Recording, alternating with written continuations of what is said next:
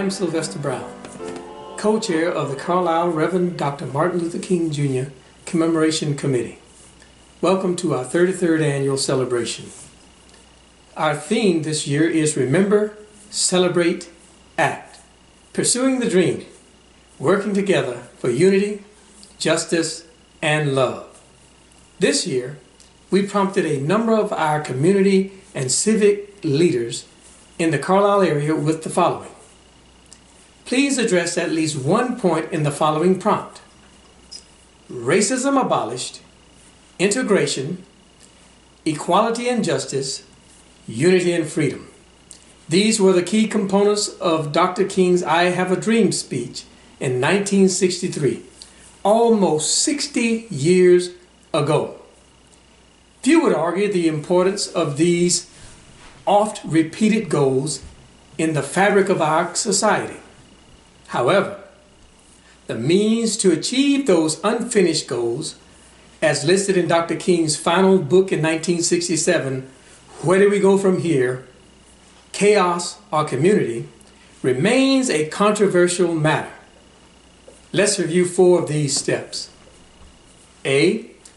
African American demands for better jobs, higher wages, decent housing and education on the heels of Civil Rights Act of 1964 and the Voting Rights Act of 1965, and in the face of persistent racism and white resistance, require structural changes in our society. B. Black separatism and violence will not facilitate economic justice for African Americans. Mass nonviolent action and voting are the best prospects for black advancement. C. The United States should stop engaging in unjust wars throughout the world and focus on eradicating poverty. D. Advocates for both the Republican and Democratic parties are to lead Americans to unite in fighting poverty and create an equality of opportunity. So here's the question. As a participant of our commemoration, we trust that you are aligned with Reverend Dr. King's ideals. What are you doing to advance these ideals? What are you doing to heal the worsening division in the United States of America? Our first speaker is Mr. Schultz, Mayor of Carlisle, Pennsylvania.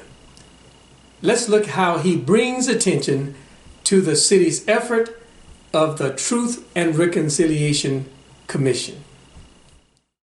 On behalf of Carlisle Borough Council, thank you to the Commemoration Committee for continuing the work of Dr. King. For over 400 years, time and again, we find ourselves at moments of profound choice. Do we choose to remain tied to the deeply rooted rot of inequity, or do we cultivate anew? The decision is easy if driven by a near universal human truth. In Montgomery, Alabama, 1957, Dr. King framed it this way. Life's most persistent and urgent question is, what are you doing for others?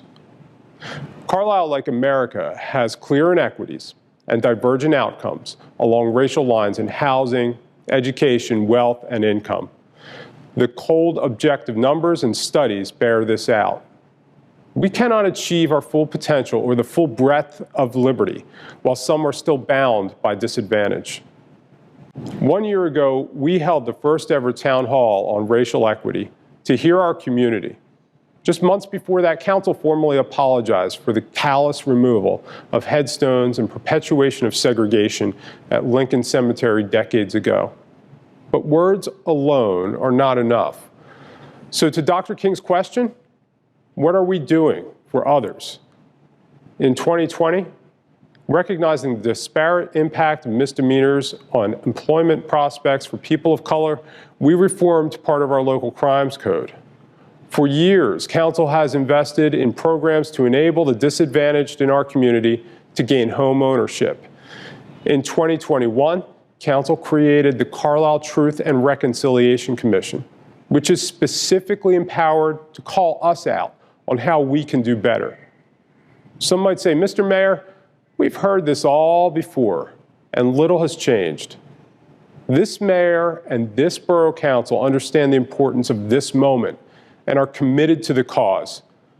We have put our money where our mouth is by funding housing opportunities, creating a social work co-responder to connect people to resources rather than propagating the prison pipeline, and we've provided funding to the mission of the Truth and Reconciliation Commission. We will not upend racial inequities overnight or in a handful of years, but we will not allow our words to ring hollow. We cannot afford to. We cherish the innate value and beauty of each life, and we will do the work and keep coming back to it until we can finally sing as one that we are all free at last. Thank you, Mayor Schultz. Our next speakers include Major General David Hill, Commandant of the U.S. Army War College. He is accompanied by Command Sergeant Major Brian Flom as they promote and present education as a way to facilitate change toward Reverend Dr. King's dream. We are honored and humbled to speak to the vision of Dr. Martin Luther King Jr. We're proud of the Army's strides to represent the diversity and strength of the United States of America.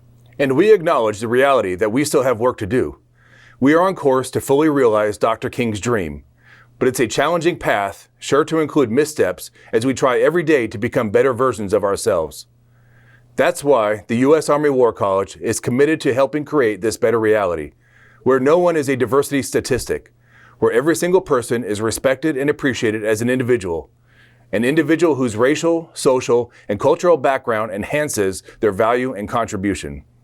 Our mission is to educate the nation's top military leaders and the top military leaders of almost 80 allies and partners. We leverage education to facilitate the Army's vision for diversity, equity, and inclusion. By having difficult conversations and providing an academic environment for individuals to share their experiences, we're doing everything in our power to shape a respectful, inclusive culture of high-performing teams. We're confident in the power of education to develop and mobilize the informed actions that create change. Dr. Elihu Root was Secretary of War in 1901 when he established the Army War College.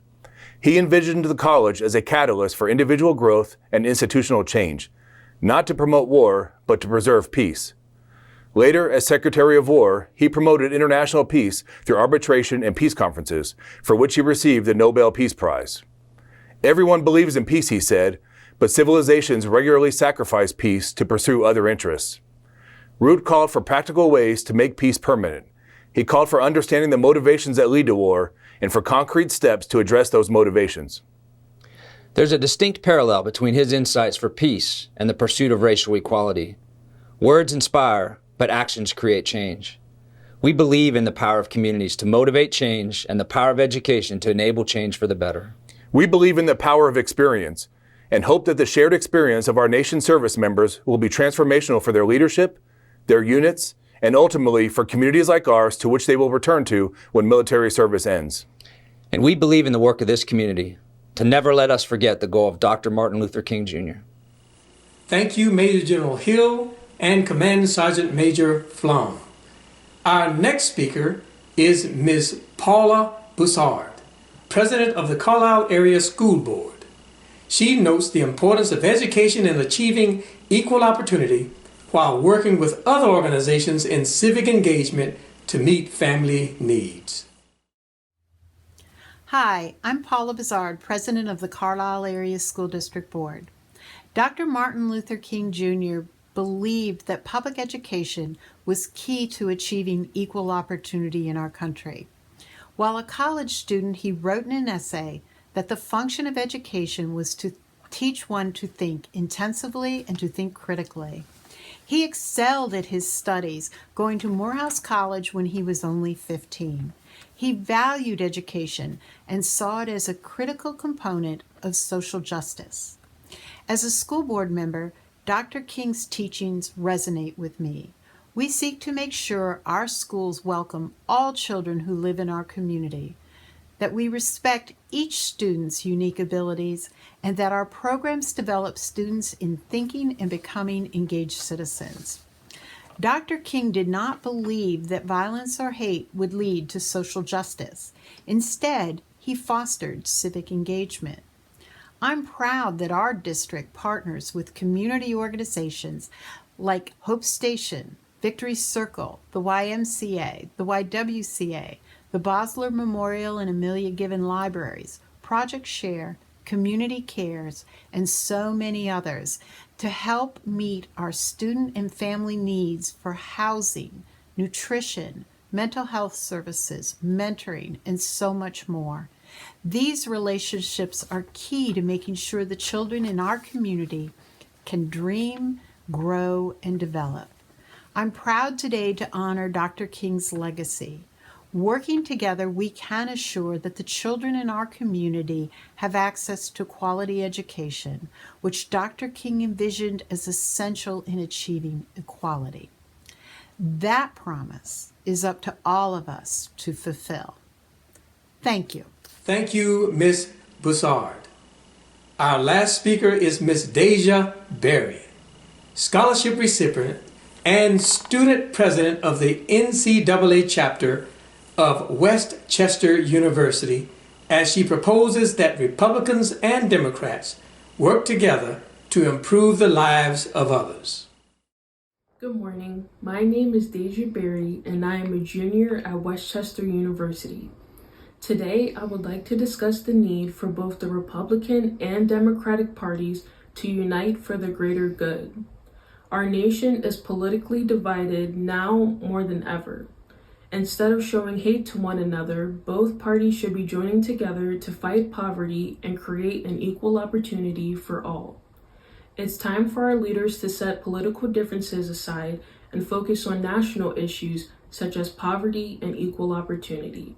These issues are impacting countless people throughout the world, and it's time that they are eradicated. Both the Republican and Democratic parties must unite to eliminate poverty and ensure that all people are being treated the same, regardless of their race, gender, social background, religious, or political beliefs.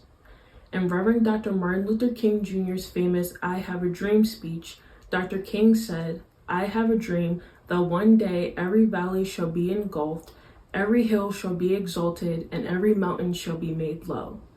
The rough places shall be made into plains, and the crooked places shall be made straight. And the glory of the Lord shall be revealed, and all flesh shall see it together." With this faith, we will be able to transform the jangling discords of our nation into a beautiful symphony of brotherhood. I believe that our nation should use Dr. King's speech as a guide to promote unity, selflessness, and equal opportunity for all human beings.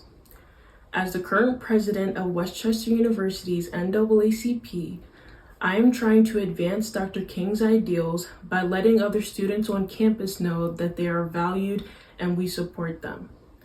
Students are also welcome to join our organization and become a part of the fight against poverty and the fight for equal opportunity. It will take the Republican, Democratic, and all independent parties to unite on one accord for us to win. Thank you. Thanks to all of our guest speakers this year. And may God bless us all to endeavor to take a day on and not a day off, as we remember, celebrate, and act in pursuing the dream while working together for unity, justice, and love.